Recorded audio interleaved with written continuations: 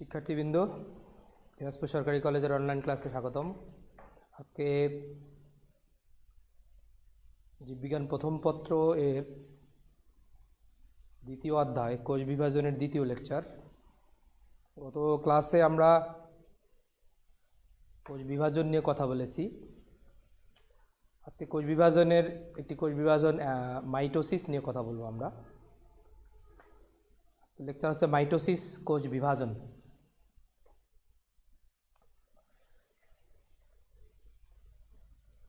Mitosis কোষ বিভাজন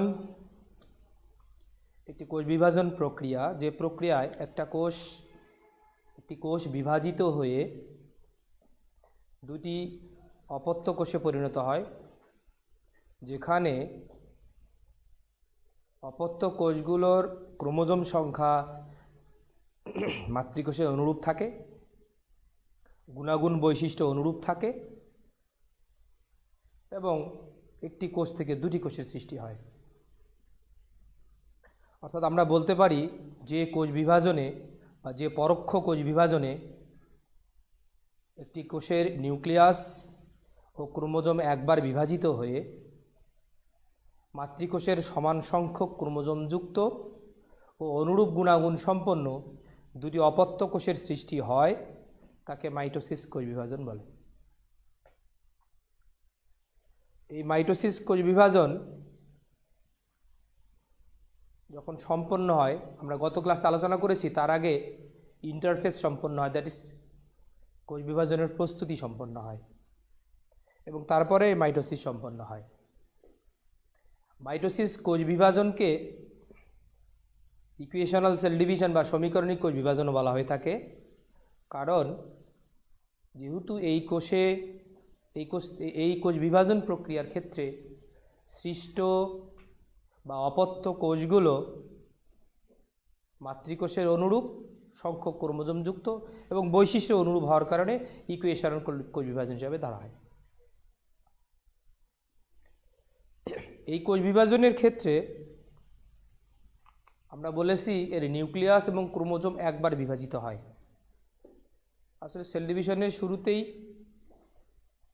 আমরা যেটা জানি ডিএনএর বিভাজন হয়, গত ক্লাসে আলোচনা হয়েছে, এবং তারপরে হয় ক্রোমোজোমের বিভাজন, তারপরে হয় নিউক্লিয়াসের বিভাজন, তারপরে হয় সাইটোপ্লাজমের বিভাজন। নিউক্লিয়াসের বিভাজনটাকে আমরা বলি ক্যারিওকাইনেসিস এবং সাইটোপ্লাজমের বিভাজনটাকে আমরা বলি সাইটোকাইনেসিস। অর্থাৎ সাইটোপ্লাজমের বিভাজনের শেষে কোষ বিভাজন সম্পন্ন হয়। এখন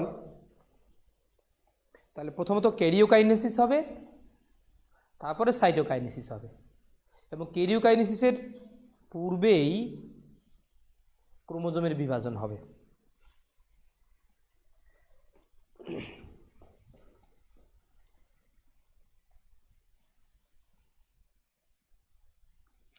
শিক্ষার্থীবৃন্দ, আমরা যদি বলি যে মাইটোসিসের শর্তগুলো কী কী হবে, এক নম্বর শর্ত হচ্ছে এক কোষ থেকে দুই কোষ সৃষ্টি হবে। দুই নম্বর শর্ত হলো নিউক্লিয়াস ও ক্রোমোজোম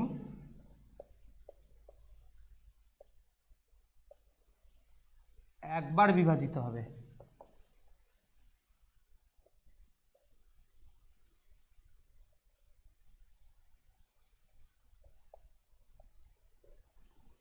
তিন নম্বর শর্ত হবে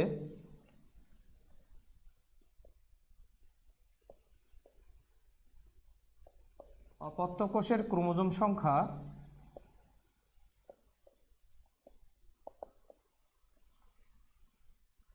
মাতৃকোষের সমান হবে। চার নম্বর শর্ত হবে অপত্য কোষের বৈশিষ্ট্য মাতৃকোষের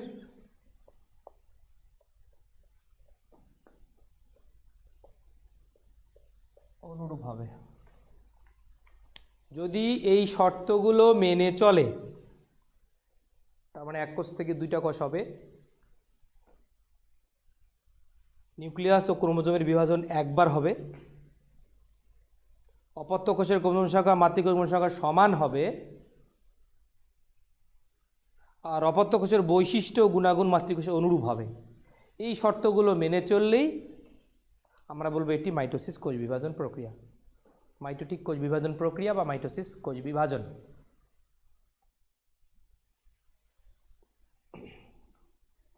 এখন এই মাইটোসিস কোষ বিভাজন ঘটে কোন ধরনের কোষে?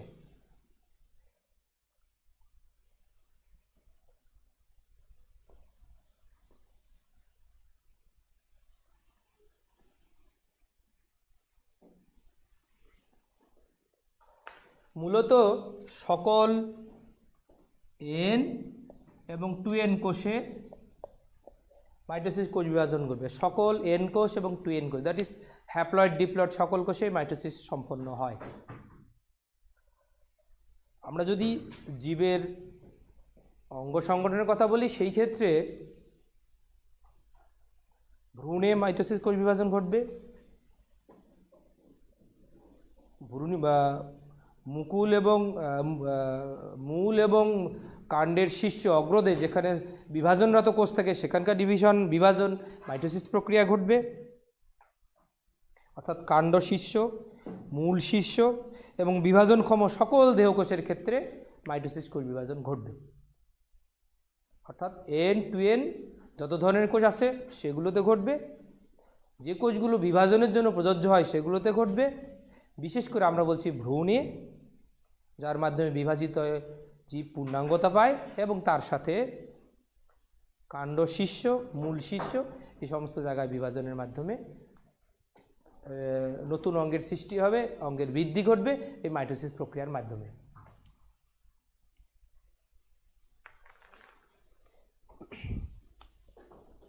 এখন এই মাইটোসিস কোষ বিভাজন একটি পরোক্ষ কোষ বিভাজন এবং এটি পর্যায়ক্রমিক ধাপে ধাপে সম্পন্ন হয়।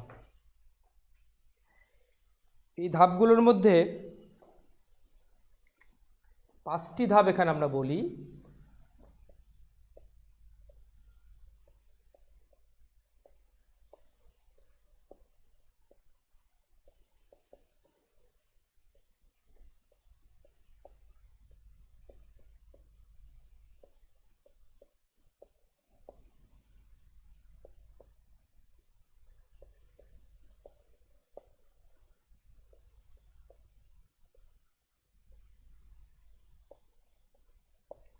পাঁচটি ধাপের কথা আমরা বলি। একটা হচ্ছে প্রোফেজ, প্রো আদি শুরু, প্রোফেজ। মাঝখানেটা হলো মেটাফেজ, মধ্যদশা। আর তার পূর্বেরটা হলো প্রোমেটা, মেটার পূর্ব, প্রোমেটাফেজ। তাহলে প্রোফেজ, প্রোমেটাফেজ, মেটাফেজ। সর্বশেষটা হলো টেলোফেজ, তার সামনে ঘটে অ্যানাফেজ।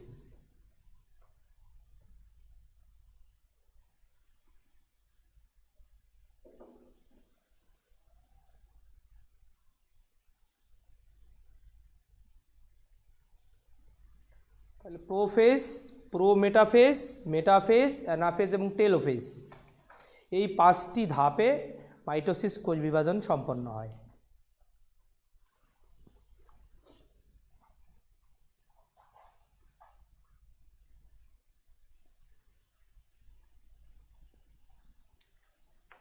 এখন কথা হলো মাইটোসিস কোষ বিভাজন সম্পন্ন হওয়ার ক্ষেত্রে যে 5টি ধাপ, প্রত্যেক ধাপে কি ঘটে। তবে আমরা শুরু থেকে শেষ পর্যন্ত একটা পর্যায়ক্রমিক যদি ঘটনা বলি তাহলে সব ধাপগুলো এই জায়গায় চলে আসবে। এখন কি ঘটে সেল ডিভিশনের সময়, মাইটোসিস কোষ বিভাজনের সময় কি ঘটে? প্রথমত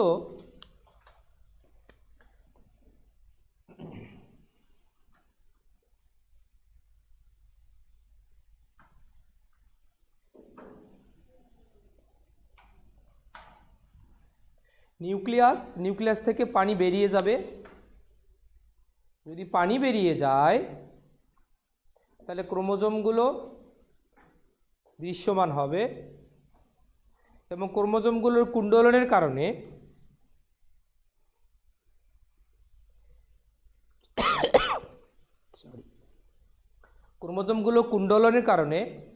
ক্রোমোজোম খাটো হবে, মোটা হবে, সুস্পষ্ট হবে। এরপরে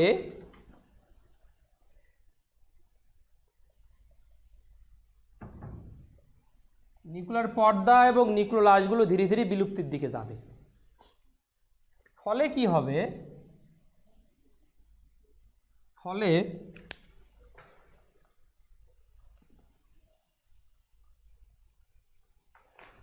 ফলে কি হবে? এক ধরনের ফাইবার সৃষ্টি হবে, তন্তু সৃষ্টি হবে।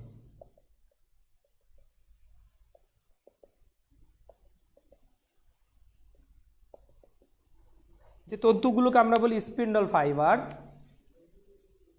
মাকু তন্তু, তন্তুর সৃষ্টি হবে। আর যে ক্রোমাটিন তন্তুগুলো ক্রোমোজোমের রূপ নিল সেগুলো এই তন্তুর সাথে সংযুক্ত অবস্থায় থাকবে।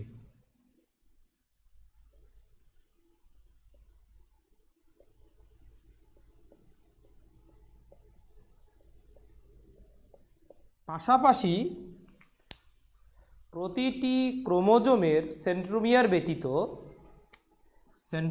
ব্যতীত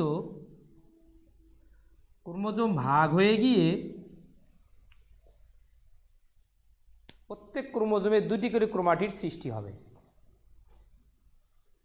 সেন্ট্রোমিয়ার ব্যতীত ক্রোমোজোম ভাগ হয়ে ক্রোমাটিডে পরিণত হবে, অর্থাৎ প্রত্যেক ক্রোমোজোমে দুটা করে ক্রোমাটিড থাকবে এবং সেন্ট্রোমিয়ারের মাধ্যমে ক্রোমোজোমগুলো স্পিন্ডল ফাইবারের সাথে সংযুক্ত অবস্থায় থাকবে। এখানে বিশেষত হলো যে স্পিন্ডল ফাইবারগুলো তৈরি হয় এদের মধ্যে কিছু ফাইবারের সাথে ক্রোমোজোমের সেন্ট্রোমিয়ার লেগে থাকে, সংযুক্ত থাকে, যেগুলোকে বলা হয় ট্রাকশন ফাইবার। আর কিছু ক্রোমোজোমের সাথে লেগে থাকে না, ওরা শুধুমাত্র স্পিন্ডল তৈরির কাজে ব্যবহৃত হয়, এগুলোকে বলা হয় স্পিন্ডল ফাইবার। তাহলে ফাইবারগুলো দুই রকমের, একটা স্পিন্ডল ফাইবার, একটা হলো ট্রাকশন ফাইবার। এবং টোটাল বিষয়টাই মাকু তন্ত্রের সৃষ্টির মাধ্যমে সম্পন্ন হবে। এর পরবর্তী পর্যায়ে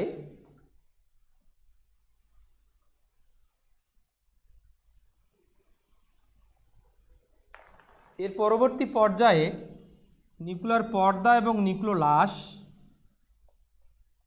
সম্পূর্ণরূপে বিলুপ্ত হয়ে যাবে। নিউক্লিয়ার পর্দা এবং নিউক্লিওলাস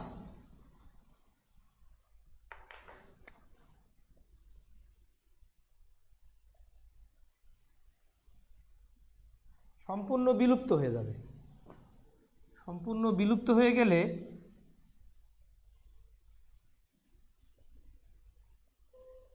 স্পিন্ডল ফাইবারগুলো সুস্পষ্ট হবে এবং ক্রোমোজোমগুলো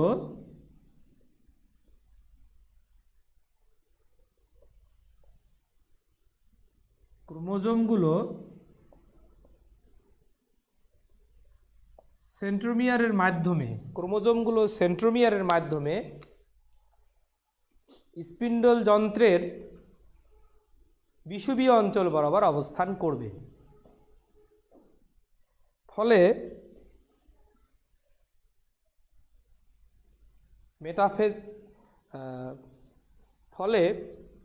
ক্রোমোজোমগুলো মাঝখান বরাবর বিষুবীয় অঞ্চলে মধ্যরেখা বরাবর বিষুবীয় অঞ্চলে অবস্থান করবে।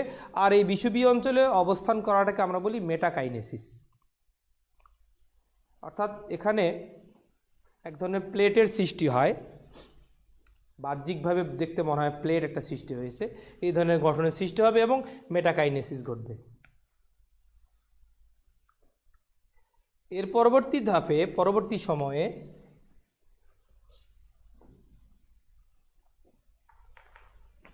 পরবর্তী পর্যায়ে এসে যে ফাইবারগুলো আছে ক্রোমোজোমের সেন্ট্রোমিয়ারের সাথে সংযুক্ত অবস্থায়, এই ফাইবারগুলোর মধ্যে সংকোচন সৃষ্টি হবে, অর্থাৎ ফাইবারগুলো মেরুর দিকে টানবে, মেরুর দিকে টানবে। মেরুর দিকে যখন টানবে তখন সেন্ট্রোমিয়ারগুলো ভাগ হয়ে যাবে, মিডিল বরাবর ভাগ হয়ে যাবে। ফলে কি হবে, একটি ক্রোমোজোমের যে দুটি ক্রোমাটিড আছে,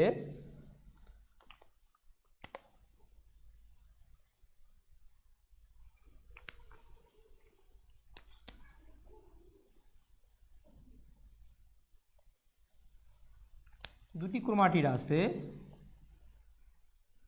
দুই ক্রোমাটিড দুটির একটি ক্রোমাটিড কি করবে, সেন্ট্রোমিয়ারের অর্ধেকটুকু নিয়ে একদিকে এক মেরুর দিকে এবং অন্যটি অন্য মেরুর দিকে গমন করা শুরু, অর্থাৎ ফাইবারগুলোর সংকোচনের কারণে সেন্ট্রোমিয়ারটা মধ্য বরাবর বিভক্ত যখন হয়ে যাবে তখন ক্রোমাটিড সহ সেন্ট্রোমিয়ার অর্ধেক একদিকে, বাকি সেন্ট্রোমিয়ার অর্ধেক ক্রোমাটিড আরেকটা ক্রোমাটিড সহ অন্যদিকে গমন করা শুরু করবে। এভাবে এক পর্যায়ে এসে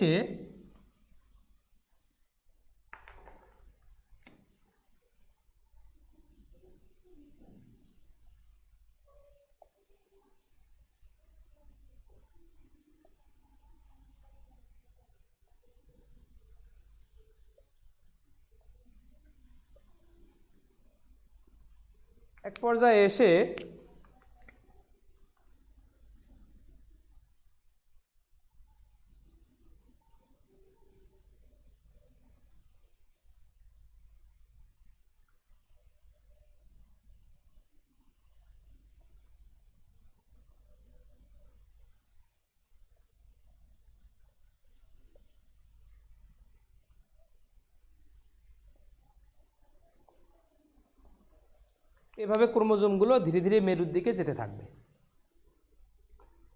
এবং সর্বশেষে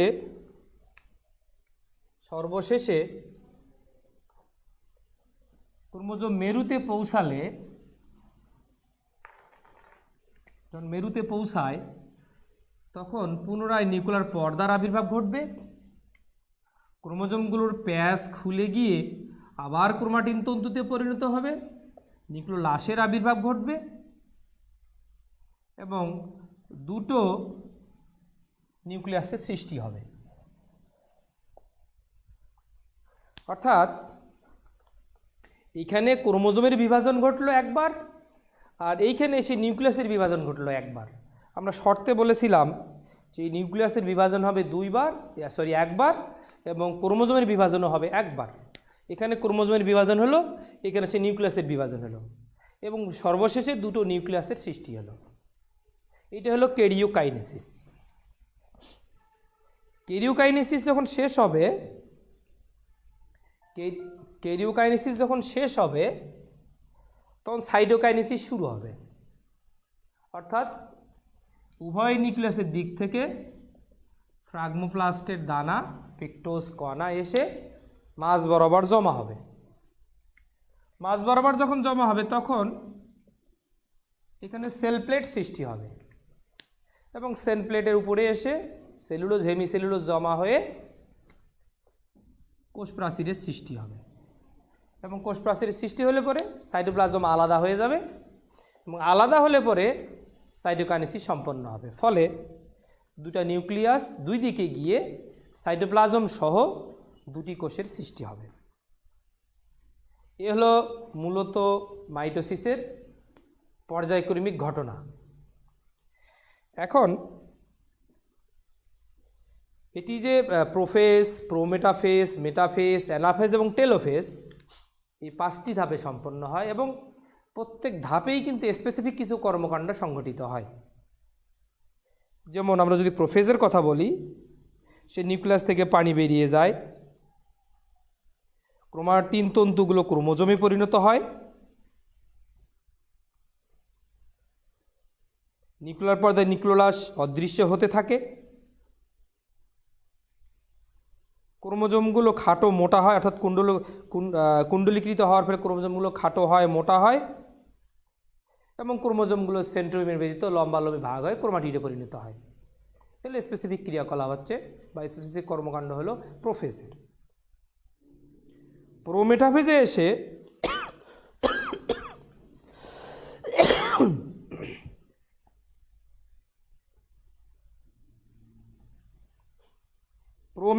এসে নিউক্লিয়ার পর্দায় নিউক্লিওলাস অদৃশ্য হতে থাকে, স্পিন্ডল যন্ত্রের আবির্ভাব ঘটে এবং সেই স্পিন্ডল যন্ত্রে স্পিন্ডল ফাইবার তৈরি হয়। এই ফাইবারগুলোকে আমরা দুটো অংশে ভাগ করেছিলাম, spindle fibre and traction fibre. এবং সেই ক্ষেত্রে ক্রোমোজোমগুলো সেন্ট্রোমিয়ারের মাধ্যমে ওই ফাইবারের সাথে সংযুক্ত হয়ে যায়। ঠিক তেমনি মেটাফেজে এসে স্পেসিফিক যদি বলি আমরা, ক্রোমোজোমগুলো মাঝ বরাবর অর্থাৎ বিষুবীয় অঞ্চলে এসে অবস্থান করে। তখনও ক্রোমোজোমগুলো খাটো মোটা হতে থাকে এবং সেখানে মেটাকাইনেসিস সম্পন্ন হয়, অর্থাৎ মেটাফেজ প্লেট সৃষ্টি হয়। সেই ক্ষেত্রে অ্যানাফেজে এসে তবে প্রোমেটাফেজে আরেকটা ঘটনা ঘটে, সেটা হলো ক্রোমোজোমের যে নৃত্য প্রদর্শন করে, সেটা ক্রোমোজোমগুলো কুণ্ডলীকৃত হতে হতে পিছনে যখন ব্যাক করে তখন সেটা এক ধরনের নৃত্যর মতো মনে হয়, ক্রোমোজোমাল নৃত্য আমরা বলি সেই জায়গাটাতে। অ্যানাফেজে এসে সেন্ট্রোমিয়ার পুরোপুরি ভাগ হয়ে যায়, অর্থাৎ মেটাফেজে সেন্ট্রোমিয়ার ভাগ হওয়া শুরু হয়, অ্যানাফেজে এসে সেন্ট্রোমিয়ার পুরোপুরি ভাগ হয়ে যায়। তখন ক্রোমোজোমগুলোর বাহুগুলো ছোট বড় কম বেশি হওয়ার কারণে আমরা বলি কোথাও জে ভি অথবা এল আই এই টাইপ, অর্থাৎ metacentric, sub metacentric, acrocentric, telocentric এই টাইপের ক্রোমোজোমের পরিণত হয়। এবং পরিশেষে যখন টেলোফেজ হয়, ক্রোমোজোমগুলো আবার ক্রোমাটিন তন্তুতে পরিণত হয়, নিউক্লিয়ার পর্দা নিউক্লিওলাস আবার আসে, পানির সংযোজন ঘটে এবং দুটি নিউক্লিয়াসে পরিণত হয়। এগুলো স্পেসিফিক অ্যাক্টিভিটিস আমরা ধাপ ভেদে বা আমরা পর্যায় ভেদে ভাবে বলতে পারি। পরিশেষে সাইটোকাইনেসিস এর মাধ্যমে অর্থাৎ সাইটোপ্লাজমের বিভাজনের মাধ্যমে দুটি অপত্য কোষের সৃষ্টি হয়। যে কোষগুলোতে মাতৃকোষের যে 4 ক্রোমোজোম দিয়ে শুরু করেছিলাম, প্রত্যেকটা কোষে অনুরূপভাবে 4 ক্রোমোজোমে থাকবে, অর্থাৎ ক্রোমোজোম সংখ্যা সমান হবে এবং বৈশিষ্ট্য গুণাবলী সব কিছুই মাতৃকোষের অনুরূপ হবে অপত্য কোষে এবং দুটি অপত্য কোষের সৃষ্টি হবে।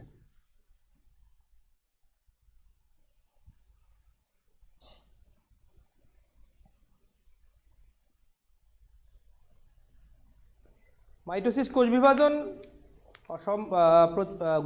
যথেষ্ট গুরুত্ব বহন করে। গুরুত্বের মধ্যে কোষের সংখ্যা বৃদ্ধি পায় মাইটোসিস কোষ বিভাজনে, আর কোষের সংখ্যা বৃদ্ধি পেলে জীবের বৃদ্ধি ঘটবে, বিকাশ ঘটবে। মাইটোসিস কোষ বিভাজনের মাধ্যমে জাইগোট থেকে ভ্রূণ সৃষ্টি হবে, সেই ভ্রূণ পরিস্ফুটনের মাধ্যমে পূর্ণাঙ্গ একটা জীবের সৃষ্টি হবে। মাইটোসিস কোষ বিভাজনের মাধ্যমে জনন মাতৃকোষের সংখ্যা বৃদ্ধি হবে। কোথাও কোনো স্থান যদি ভেঙে যায়, ক্ষত সৃষ্টি হয় মাইটোসিস কোষ বিভাজনের মধ্যে, সেটা পুনর্গঠন ঘটবে। যেহেতু মাইটোসিস কোষ বিভাজনের ক্রোমোজোম সংখ্যাগুলো সমান থাকে, বৈশিষ্ট্য একই রকম থাকে, সে কারণে এখানে প্রজাতির অক্ষুণ্ণতা রক্ষা হয়, জীবের বৈশিষ্ট্যের অক্ষুণ্ণতা রক্ষা হয়। ক্রোমোজোম এর নিত্যতা রক্ষা হয়, তার মানে ক্রোমোজোম সংখ্যা যা ছিল তাই থাকে, কোনো পরিবর্তন এখানে আসে না। ভারসাম্য রক্ষা হয় এই ক্ষেত্রে, এবং সেই ক্ষেত্রে রাসায়নিক ভারসাম্য রক্ষা হয়। ডিএনএ যেমন ডিএনএ ছিল, বিভাজনের মধ্যে অনুরূপ ডিএনএ থাকে, রাসায়নিক ভারসাম্য সেক্ষেত্রে রক্ষা হয়।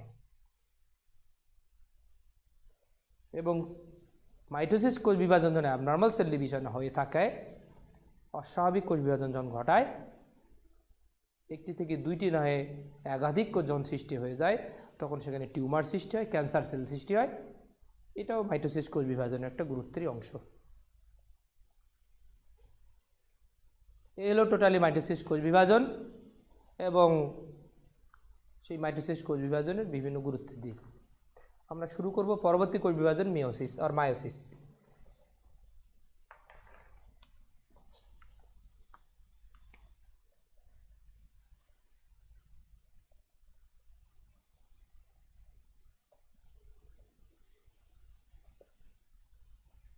মিওসিস বা মায়োসিস কোষ বিভাজন এটি একটি পরোক্ষ কোষ বিভাজন প্রক্রিয়া। এই কোষ বিভাজনে আমরা যদি শর্তগুলোর কথা বলি আগের মতোই,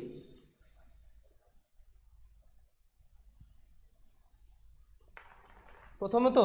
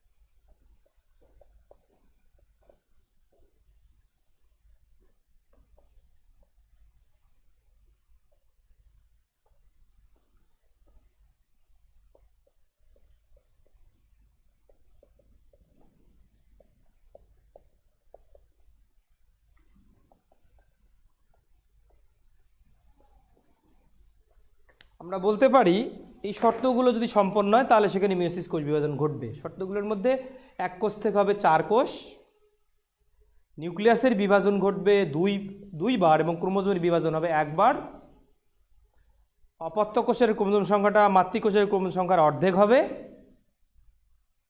আর অপত্য কোষের বৈশিষ্ট্য গুণাগুণ মাতৃকোষের অনুরূপ হতে পারে বা ভিন্ন হতে পারে। এই শর্তগুলো যদি মেনে চলে সেটাকে আমরা বলবো মিওসিস কোষ বিভাজন। অর্থাৎ আমরা যদি এটাকে গুছিয়ে বলি যে পরোক্ষ কোষ বিভাজনে একটি কোষের নিউক্লিয়াস দুইবার এবং ক্রোমোজোম একবার বিভাজিত হয়ে মাতৃকোষের অর্ধেক সংখ্যক ক্রোমোজোম যুক্ত একই অথবা ভিন্ন বৈশিষ্ট্য সম্পন্ন বা গুণাগুণ সম্পন্ন 4টি অপত্য কোষের সৃষ্টি হয় তাকে মিওসিস কোষ বিভাজন বলে। অর্থাৎ মিওসিস কোষ বিভাজনকে আমরা বলি হ্রাসমূলক বিভাজন, বা এখানে ক্রোমোজোম সংখ্যা হ্রাস পায় অর্থাৎ ক্রোমোজোম সংখ্যা কমে যায় বিধায় এটাকে আমরা বলি হ্রাসমূলক বিভাজন। অর্থাৎ এইখানে ক্রোমোজোম সংখ্যা মাতৃকোষের তুলনায় অর্ধেক হবে, অর্থাৎ ডিপ্লয়েড কোষ থেকে হ্যাপ্লয়েড কোষের সৃষ্টি হবে। তাহলে আমরা বলছি আরেকবার, নিউক্লিয়াস যে পরোক্ষ কোষ বিভাজন একটি কোষের নিউক্লিয়াস দুইবার এবং ক্রোমোজোম একবার বিভাজিত হয়ে মাতৃকোষের অর্ধেক সংখ্যক ক্রোমোজোম যুক্ত একই অথবা ভিন্ন গুণাগুণ ও বৈশিষ্ট্য সম্পন্ন 4টি অপত্য কোষের সৃষ্টি হয় তাকে মিওসিস কোষ বিভাজন বলে। এটাকে রিডাকশনাল সেল ডিভিশন বা হ্রাসমূলক বিভাজন বলা হয়ে থাকে। ওকে,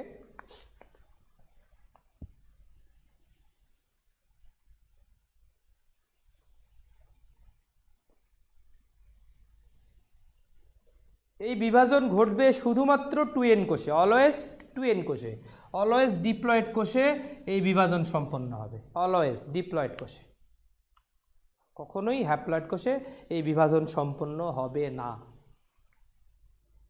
অলওয়েজ 2n কোষে মিওসিস কোষ বিভাজন সম্পন্ন হয়।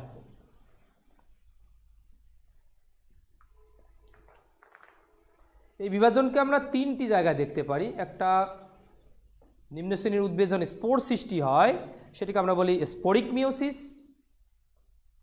আবার নিম্ন শ্রেণীর উদ্ভিদের জাইগোট যখন বিভাজিত হয় হ্যাপ্লয়েড হয় তখন জাইগোটিক মিওসিস।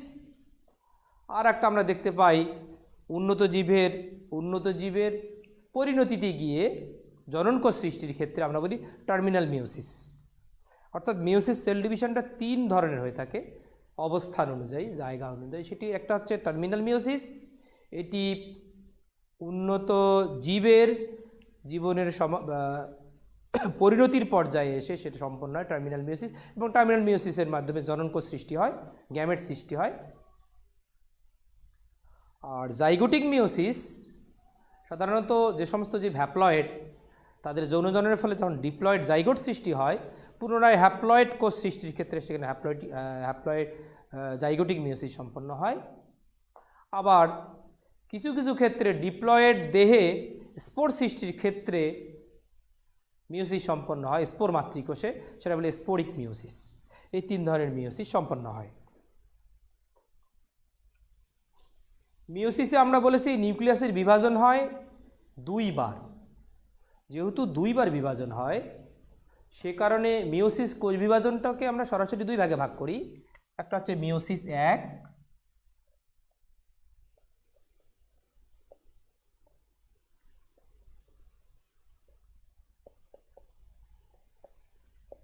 একটা হলো মিওসিস 1, একটা হলো মিওসিস 2।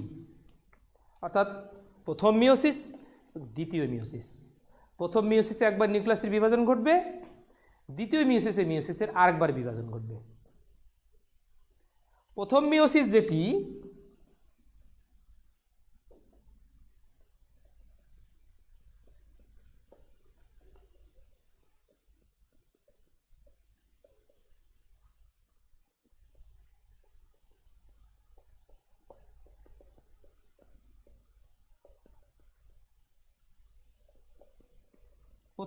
যেটি সেখানে প্রোফেজ ঘটবে, মেটাফেজ ঘটবে, অ্যানাফেজ ঘটবে, টেলোফেজ ঘটবে। That is first meiosis, prophase 1, metaphase 1, anaphase 1, telophase 1। দ্বিতীয় মিওসিসের ক্ষেত্রে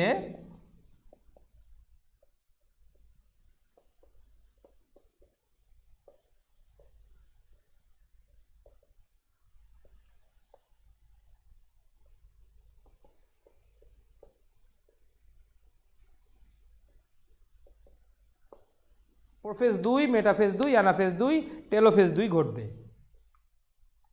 অর্থাৎ মিওসিস 1 এবং মিওসিস 2 উভয় ক্ষেত্রেই প্রোফেজ, মেটাফেজ, অ্যানাফেজ, টেলোফেজ ঘটবে। তাহলে আমরা এখানে একটা জিনিস বুঝতে পারি, meiosis is one kind of mitosis. অর্থাৎ এখানে সবচাইতে বড় অধ্যায়টা হলো প্রোফেজ 1। প্রোফেজ 1টাতেই শুধু মিওসিসের ঘটনাগুলোর বিষয় আসবে, বাকি সমস্ত ঘটনা আসবে মাইটোসিসের অনুরূপ। তার মানে meiosis one kind of mitosis. মিওসিসের সমস্ত ঘটনাবলী মাইটোসিসের অনুরূপ, শুধুমাত্র প্রোফেজ 1-এর জায়গাটা বাদে। এখানেও মাইটোসিসের বিষয় আছে, তবে মিওসিসের যে মূল বিষয়বস্তু সেটা কিন্তু এই প্রোফেজ 1-এই সম্পন্ন হয়ে যায়। অর্থাৎ এইখানে যে ঘটনাগুলো ঘটে সেখানে কিন্তু মিওসিসের বিষয়টা চলে আসে, এবং ক্রোমোজোম সংখ্যা ফার্স্ট মিওসিসেই হয়ে গেলে ক্রোমোজোম সংখ্যা অর্ধেক হয়ে যায়, পরবর্তীতে লাইক মাইটোসিসের মতোই সেটি বিভাজন সম্পন্ন করে। আমরা আগামী ক্লাসে এই মিওসিস 1, মিওসিস 2-এর বিভিন্ন বিষয় নিয়ে আলোচনা করব। আজকে এ পর্যন্তই, সবাইকে ধন্যবাদ।